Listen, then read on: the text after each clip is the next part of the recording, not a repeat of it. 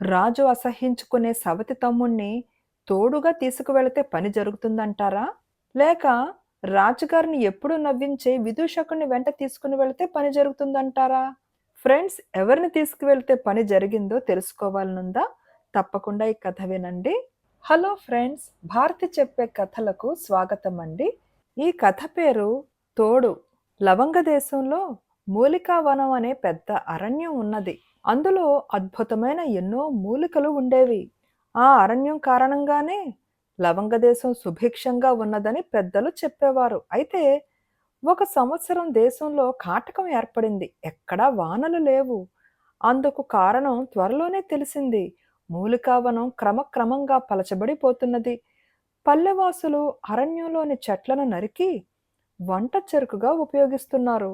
వృక్ష సంపద క్షీణించడంతో వానలు సరిగా కురవటం లేదు. ఈ సంగతి తెలియగానే లవంగ దేశపు రాజు మూలికావనం రక్షణకు సైనికుల్ని కాపలా పెట్టి తన అనుమతి లేకుండా ఎవరూ అందులో ప్రవేశించరాదు అని శాసనం చేశాడు. రాజధాని నగరంలో మహాసారుడు అనే యువ వైద్యుడు ఉన్నాడు. అతడు పిన్న వయస్సులోనే మానవ శరీర శాస్త్రాన్ని, వైద్య శాస్త్రాన్ని ఆకళింపు చేసుకుని గొప్ప వైద్యుడిగా పేరు పొందాడు. నగరంలోని కాకలు తీరిన వైద్యులందరికీ అతడంటే చెప్పరానంత అసూయ. అతణ్ణి ఎలా దెబ్బతీయటమా అని వాళ్ళు ఆలోచిస్తుండగా మూలికావనం మీద రాజుగారి ఆంక్ష వచ్చింది. మహాసారుడు తన వైద్యానికి పూర్తిగా మూలికావనంపైనే ఆధారపడ్డాడు. అందులో అతడు వైద్యానికి పనికి వచ్చే ఎన్నో కొత్త మూలికలు కనుగొన్నాడు. మహాసారుడు వైద్యులందరినీ కలుసుకొని సమస్య వివరించి మూలికావన ప్రవేశానికి అనుమతి ఇప్పించాలని రాజును వేడుకుందామనుకున్నాడు. ఇందుకు వైద్యులెవరూ ఒప్పుకోలేదు. బాగా ఆలోచించిన మీదట మహాసారుడు తానొక్కడే వెళ్ళి రాజును కలుసుకుందామన్న నిర్ణయానికి వచ్చాడు. కానీ తండ్రి అతన్ని వారిస్తూ, కార్యసాధనకు ఎన్నడూ ఒంటరిగా పోరాదు. పని సానుకూలం కావాలంటే తోడు ఉండాలి. అలాంటి సరైన తోడును ఎన్నుకోవటంలోనే నీ ప్రజ్ఞ ఉంటుంది అన్నాడు. మీ మాట కాదనను, కానీ సరైన తోడును ఎన్నుకునే ప్రజ్ఞ నాకు లేదు. మీరు ఎవరి పేరు చెబితే వారిని తీసుకుని వెళ్ళి రాజును కలుసుకుంటాను అన్నాడు మహాసారుడు. మహాసారుడు తండ్రి కుసంగుడి పేరు సూచించాడు. కుసంగుడు లవంగరాజుకు సవతి తమ్ముడు. అతగాడు దుర్బుద్ధుల పుట్ట. సవతి తల్లి ఇంకా జీవించి ఉండటం వల్ల వంశగౌరవాన్ని వీధిపాలు చెయ్యటం ఇష్టం లేక రాజు అతన్ని సహిస్తున్నాడు. ఈ సంగతి అందరికీ తెలిసిందే. అయినా మహాసారుడు తండ్రి కొడుకుతో, ఒకసారి ఆ కుసంగుడికి ప్రమాదకరమైన జబ్బు చేస్తే నువ్వు నయం చేశావు. రాజుగారు అతడి మాట కాదనడు అని అన్నాడు. మహాసారుడు కుసంగుణ్ణి వెంటబెట్టుకుని పోయి రాజదర్శనం చేశాడు. తన సవతి తమ్ముణ్ణి చూస్తూనే రాజు ఇబ్బందిగా మొహం పెట్టాడు. కుసంగుడు మహాసారుణ్ణి గురించి రాజుకు చెప్పి, మళ్ళీ మళ్ళీ నేను మీ వద్దకు రానవసరం లేకుండా ఈ మహావైద్యుడికి మూలికావనం ప్రవేశించేందుకు అనుమతి పత్రం ఇప్పించండి అని అన్నాడు. రాజు మారు మాట్లాడకుండా అనుమతి పత్రాన్ని మహాసారుడికి ఇప్పించాడు. మహాసారుడు ఇంటికి వెళ్ళి తండ్రి సలహాను ఎంతగానో మెచ్చుకున్నాడు.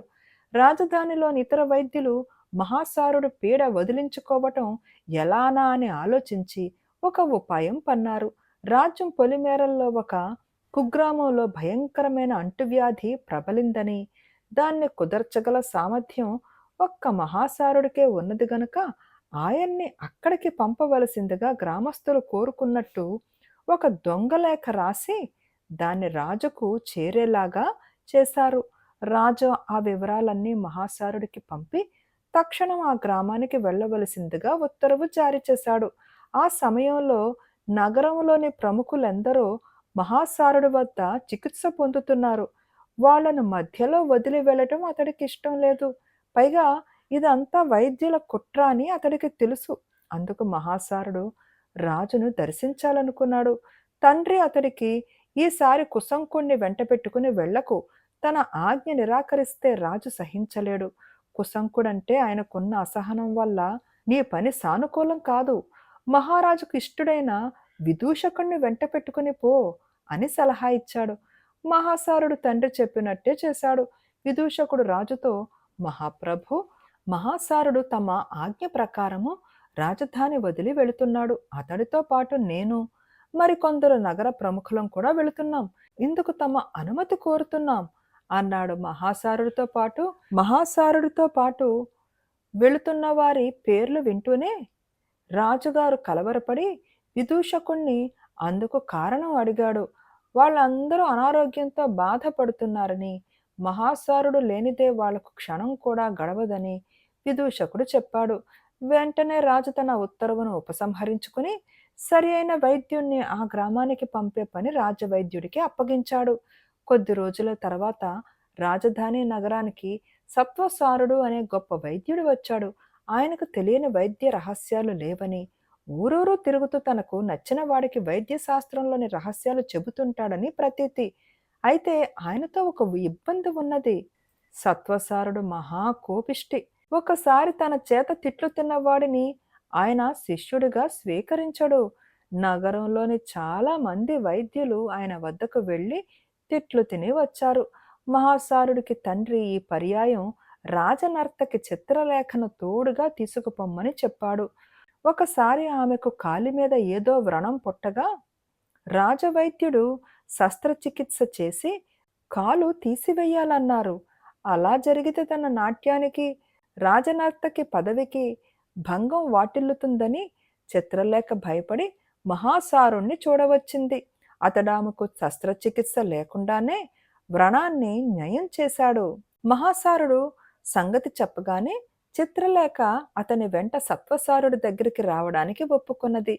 చిత్రలేఖ సౌందర్యానికి సత్వసారుడు అచ్చరుపు చెందాడు.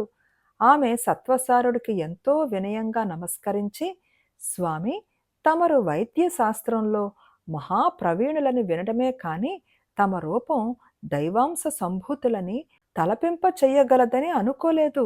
తమ ముందు నాట్యం చెయ్యాలన్న అభిలాషతో వచ్చాను అన్నది. తరువాత ఆమె మహాసారుడిని గురించి చెప్పి, తమకు విద్యకు తగ్గ శాంత గుణం ఉన్నదని విన్నాను. ఈ నా మిత్రుణ్ణి శిష్యుడిగా చేర్చుకోగలరని ఆశ అన్నది.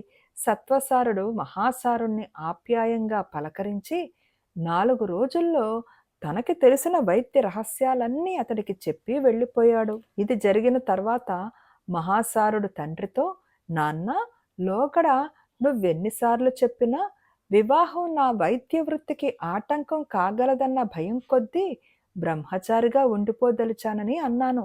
ఇప్పుడు నా మనసు మారింది. నీకు నచ్చిన పిల్లను కోడలుగా తీసుకురా, నాకు అభ్యంతరం లేదు అని అన్నాడు. బేతాళుడు ఈ కథ చెప్పి, రాజా, మహాసారుడు తండ్రి కొడుకుకి ఇచ్చిన సలహాలు వింతగానూ అనాలోచితంగానూ లేవా? ఒకసారి రాజు అసహ్యించుకునే సవతి తమ్ముణ్ణి తోడుగా తీసుకుపొమ్మన్నాడు. మరొకసారి విదూషకుణ్ణి వెంటబెట్టుకు పొమ్మన్నాడు. సత్వసారుడు వంటి మహావ్యక్తితో పని సానుకూలం అయ్యేందుకు నాట్యకర్త సహాయం కోరమన్నాడు. ఈ 3 సలహాలు బెడిసికొట్టి మహాసారుడు చిక్కుల్లో పడవలసింది. కానీ అలా జరగలేదు. అందుకు అతడి అదృష్టమా, లేక మరేదైనా ఇతర కారణాలున్నవా? ఈ సందేహానికి సమాధానం తెలిసి కూడా చెప్పకపోయావో నీ తల పగులుతుంది అని అన్నాడు. ఫ్రెండ్స్, మనం ఇక్కడ ఆగుదామండి. ఈ ప్రశ్నకి సమాధానం ఏంటో మనం ఆలోచిద్దాం. నాకైతే ఎందుకో మహాసారుడు తండ్రి చాలా జ్ఞానం కలిగినవాడు అనిపిస్తుంది. 3 పనులు నెరవేరడానికి 3 విభిన్న రంగాల వారిని ఎందుకు ఎంచుకున్నాడో తెలియదు కానీ మహాసారుడు తండ్రి అయితే చాలా జ్ఞానం కలిగినవాడు అనిపిస్తుందండి. మరి మీకేమనిపిస్తుంది? ఇప్పుడు మనం జవాబులోకి వెళదాం.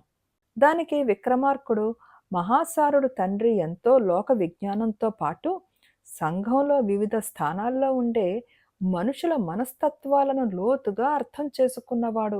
రాజు మరొకసారి చూడటానికి ఇష్టపడని సవతి తమ్ముణ్ణి తోడుగా తీసుకువెళ్ళమని చెప్పి మహాసారుడి కోరిక మరుక్షణంలో రాజు అంగీకరించేలా చేశాడు. విదూషకుడి విషయంలోనూ అంతే జరిగింది. పరిపాలనకు సంబంధించిన సమస్యలలో తలమునకలవుతుండే రాజులకు విదూషకుడి కన్నా ఆప్తమిత్రుడు మరొకడు ఉండడు. ఇక సత్వసారుడి సంగతికొస్తే ఎంత కోపిష్టి మనిషి అయినా సరే లలిత కళలకు, అద్భుత సౌందర్యానికి తల వంచుతాడని తెలిసిపోతుంది. ఈ అనుభవాలన్నిటి ద్వారా మహాసారుడు జీవితంలో తోడంటూ ఉండటం ఎంత అవసరమో గ్రహించి వివాహమాడి గృహస్థ అయ్యేందుకు కూడా ఒప్పుకున్నాడు అని అన్నాడు. రాజుకు ఈ విధంగా మౌనభంగం కలగగానే బేతాళుడు శవంతో సహా మాయమై తిరిగి చెట్టెక్కాడు. ఫ్రెండ్స్, ఈ కథ నచ్చిందా అండి? ఈ కథ నచ్చితే తప్పకుండా లైక్ చేయండి, షేర్ చేయండి అండ్ ప్లీజ్ కామెంట్ కూడా పెట్టండి. హై బటన్ ప్రెస్ చేయడం మర్చిపోకండి. And thank you.